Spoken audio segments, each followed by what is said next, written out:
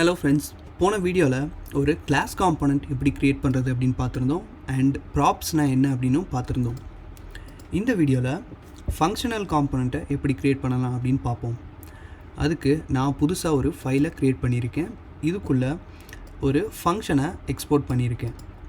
இந்த ஃபங்க்ஷனோட name nice funk. இதுக்குள்ளே இருந்து நம்ம டேரெக்டாக ஒரு ஜேஎஸ்எக்ஸை ரிட்டர்ன் பண்ணியிருக்கோம். இந்த ஃபங்க்ஷனல் காம்பனண்ட்டை இப்போது இந்த app.jsல யூஸ் பண்ண ட்ரை பண்ணுவோம்.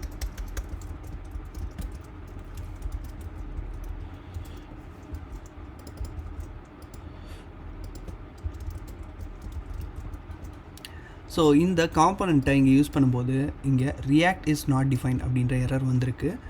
இது ஏன்னா இந்த இடத்துல JSX வந்து ஜாவாஸ்கிரிப்டாக கன்வெர்ட் ஆகும் அப்படின்னு சொல்லியிருந்தேன். அந்த பேபல் அப்படிங்கிற அந்த டூல் இந்த JSX-ஐ ஜாவாஸ்கிரிப்டாக கன்வெர்ட் பண்ணும். அப்போது கன்வெர்ட் ஆகும்போது react.createElement அப்படின்னு க்ரியேட் ஆகிருக்கும். ஸோ அதில் react அப்படின்ற இந்த வேரியபிள் வந்து மிஸ் ஆகுது. ஸோ அதனால் எப்போவுமே நம்ம ஒரு காம்பனண்ட்டை யூஸ் பண்ணும்போது அதுக்கு react-ஐ இம்போர்ட் பண்ணிடணும்.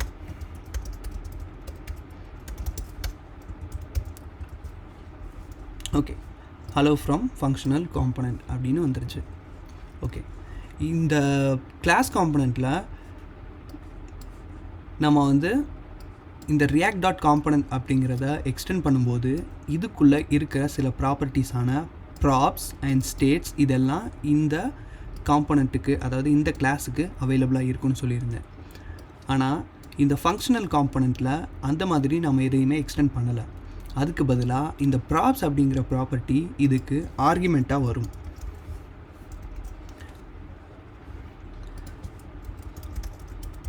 இந்த ப்ராப்ஸை இந்த இடத்துல நான் கன்சோல் பண்ணுறேன்.